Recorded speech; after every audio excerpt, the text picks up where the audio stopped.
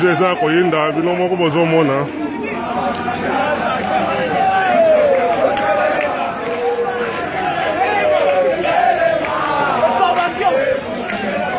Daniela Victoire certes Jano Kabuya Nixon aza na pointe bino moko bozomona makambo awa.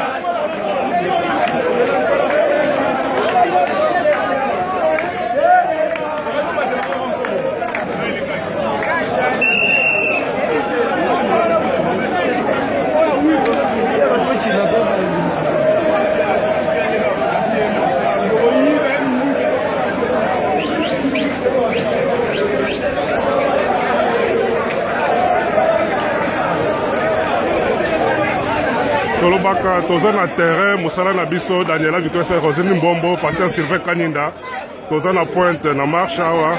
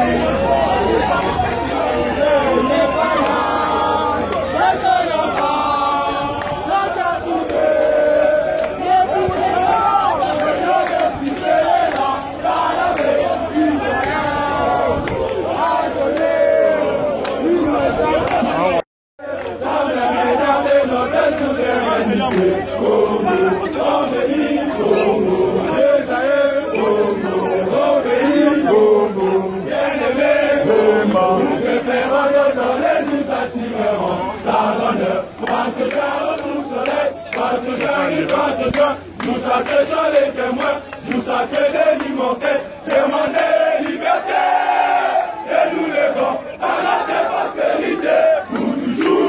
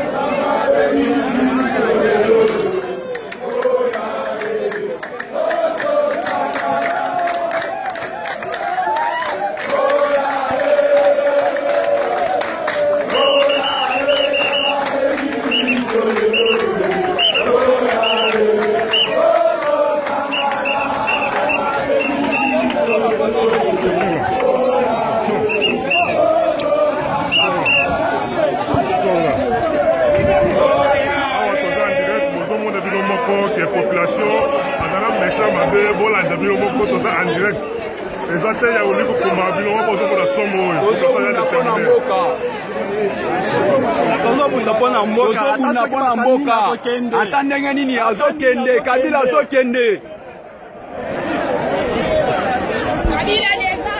Ok, no comment. C'est bon. Il faut allongwa. Yo.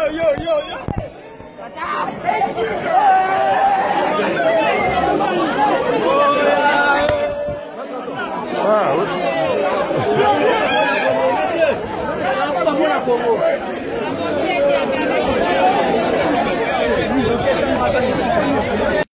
étudiant babimi, ba étudiant bakiti, bango wana.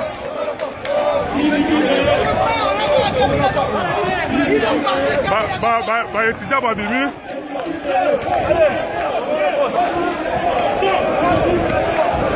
Oh, bonjour mon étudiant. Bah, il y a un renfort. Monsieur, bon, où tu campus? Ouais, donc tu campus vraiment. Dolembi. Monsieur Wazani. Ah bon, mon étudiant, bah, étudiant, bah, bimi.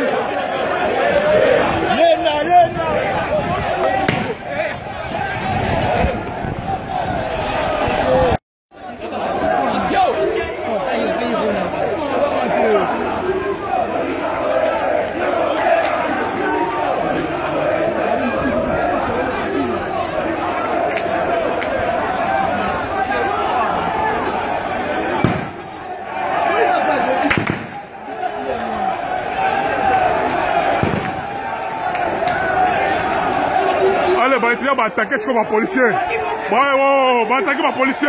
Mon policier va kimi. Mon policier va kimi. Mon policier va kimi.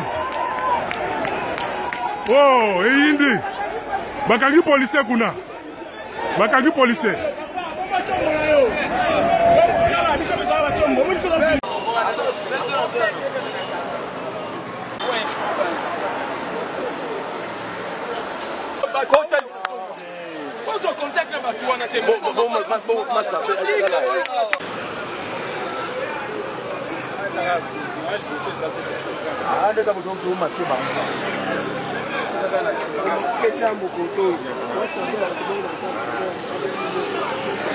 Mais pourtant, déjà, la c'est semblable. C'est pourtant déjà c'est semblable.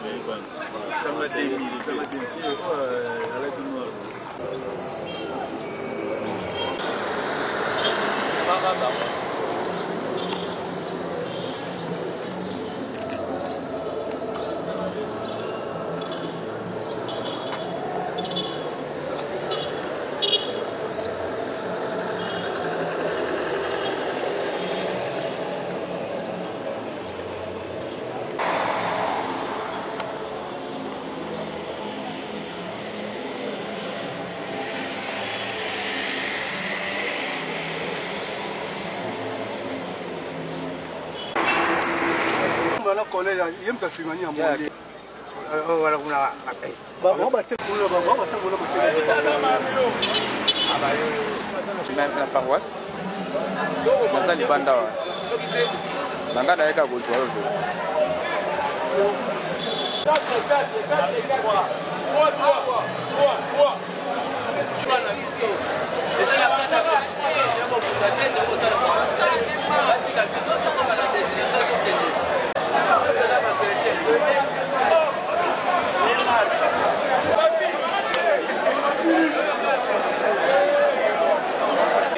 Bino awa to ko yeba bouti na mes na minute yo programme ezandenge nini bon na bazo lando na mikili merci na minute yo bana ya mikili mbote na bino d'abord to uti ko sambela na système ka ya bana ya Israël ndenge bazalaki avant bakende bitumba bake basambeli batuni nzambe ya bisi bango bokende yango pe biso pe lelo to yaki to sambeli lelo to yena ko combatante to ende to sambeli to sisi to bima to kende marche to kende pona koloba nandeko oyo bazali ko diriger mboka na esprit ya médiocrité bakende batikela biso mboka ou soit respect intégral et accord ndenge basango balobaki mais biso na esprit na biso nde tozanango ba combattant mais lelo to abandimi mais to sambeli combattant mondimi to kende marche c'est bango batungisi biso te biso to kena kimia tina suka mais c'est batungisi biso to lobaka no Congo eza ya biso to zi makasi ya tata Nzambe to komi de aba Samso oyo koyesa nini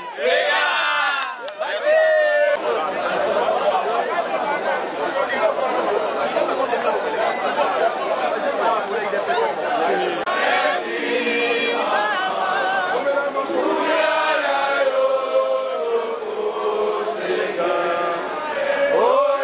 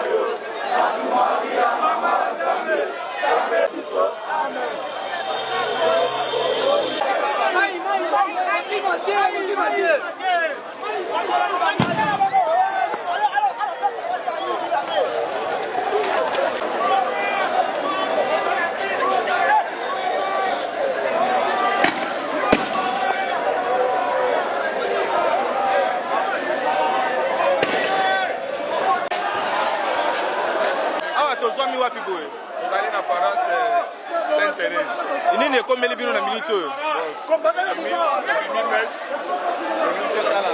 match na biso tokuyaka nzela basoda babandi kobamba biso bagaze moye te yango tozongi na kati ya parage po tolingi na biso mokulu te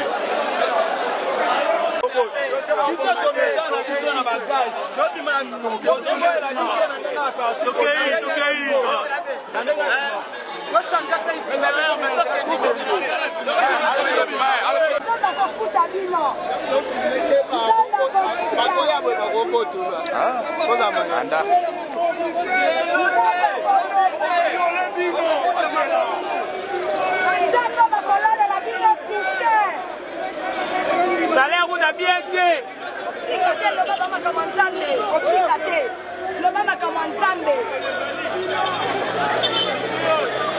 colonel bienvenu nzambe akofuta yo nzambe akofuta bino zela biso toye na kati ya église catholique, nous respectons l'église catholique. Mais dans le non, en réalité, je ne suis pas fidèle des catholiques, n'est-ce pas? Mais na initiative de l'église catholique a su pour la Colombie, biso na baumbu. Biso tout bien qu'on semble la pour la otia maboko. Mais le corps là-bas, que basango il faut pas à la liboso, n'est-ce pas? Basango basa liboso, biso toi na sima. Mais tant qu'on va bêti bagage, bango va toi liboso va reculer, ne va tout sous ba côté. Alors biso le remis ko kolo baboy. Donc on est na timbala ya sima. Basango soki culte sili bango bafandi mupanzi biso moko ba combattant tosimi na biso n'est-ce pas et Koulouse tobandi kotambola na biso parce que ça ne va pas, on ne peut pas résister jusque. Écoutez, la mort est un destin, vous comprenez hein? La mort est un destin. Ceux qui le lui tanga mai que non na odaye atana kimi wapi na odaye, vous comprenez? Parce que le peuple bossa nini ba odaye biso aussi to message na gasto qui m'a gasté, vous comprenez? Donc tozonga lokola ba prêtre ndé bazali ko diriger marche ba biso to ça la repli yango même so sali repli mais ndé to tellement mitema na biso esimbate vous savez pour la troisième fois to respecter isu to bango ba yebisa biso donc to ya to koti to sambeli avant bango ba bima ba banda marche biso aussi to bimi to bandi marche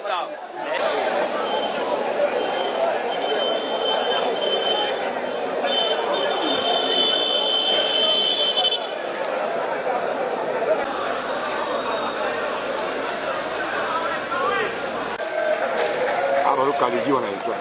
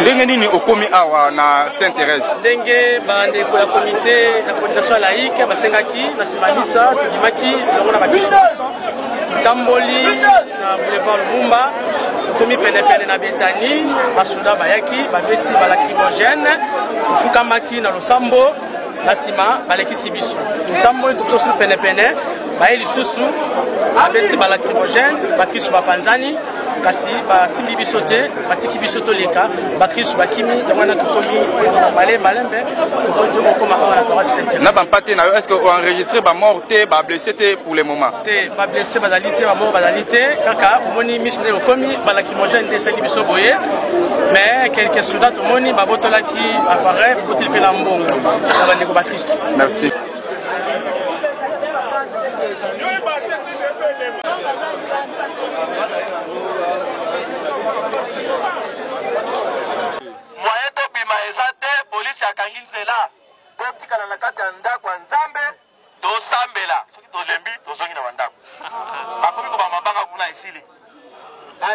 Il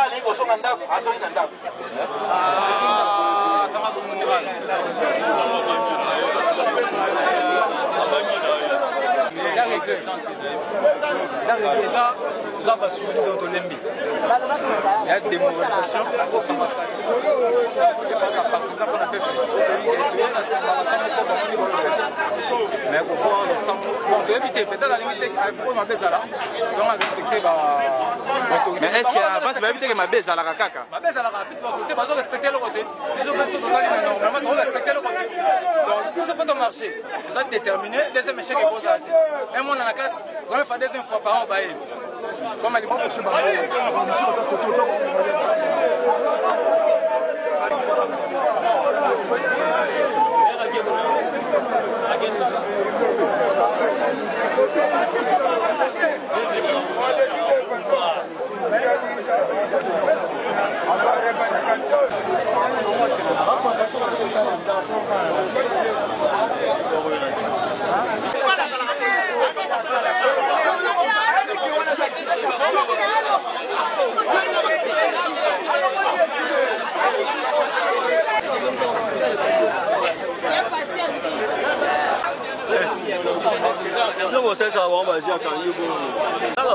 malobazaka résidence surveillée omoni bato nyonso marche tolobi mpe ke baboyi tobima mais soki boboyi bato bamarche botika bango bazonga ndako mais sikoyo na surveillance to bato bavanda awa ti ndenge nini ekomi neti batie bato na contrainte wana eza liberté lisusu kaka te boboyi bato bamarche botika bango mpe bazonga ndako mais sikoyo bosurveille tala basoda kuna ti kuna bato nyonso bavanda awa bamosusu batension na bango toyebi te eta na bango ya santé toyebi te bamosusu bamelaka kisi mo midi mais sikoyo bovandisi bato awa ti ere nini balibere balabala bato bakende ndako mpo basi balakisi biso ke baza incapable ya koencadre marche oyo bato basengi mpona expression na bango wana eloko na ngana touti koyoka sango baboyi marche lelo babi tozonga yango batie bino na résidence surveillée nini okokoloba mpo toyebi déjà répression ezalaka nango à tout moment mais bango baorganize kaka bamaintenant qui marche mais elo mo samte ezali déception te côté ya peuple congolais. Non, il faut voir que paroisse nano s'intéresse à paroisse amnene. Donc va permettre même pas le collège à libanda ba yebi que soki full oyo bimi marche au salima nango la ndenge sengeli. Donc moindre kaka lokolo gaz pasana moindre lokolo gaz pasana yango sangwa moni que a préserver kaka vie ya bato.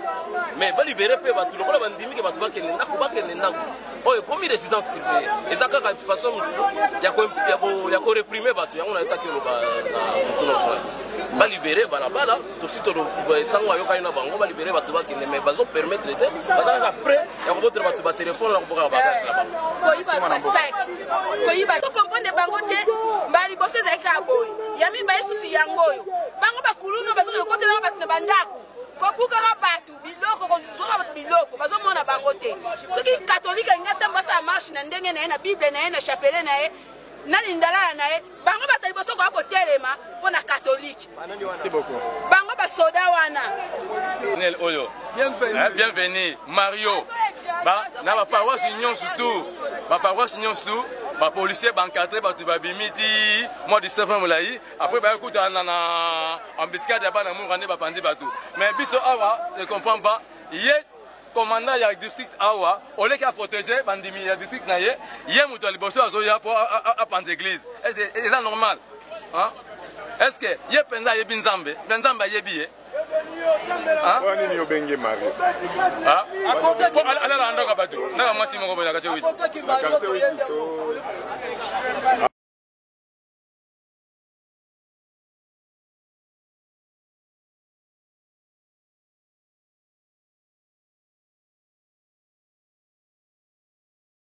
Globalement, la messe s'est bien déroulée, à l'issue de laquelle le représentant du CLC nous a annoncé qu'il devait avoir une marche. Il a insisté sur le caractère pacifique de la marche et que partant de Saint-Dominique, donc sur la 13e rue, on devait aller se rencontrer avec d'autres paroisses au niveau de la 7e pour un mot de la fin et puis ça devait s'arrêter là.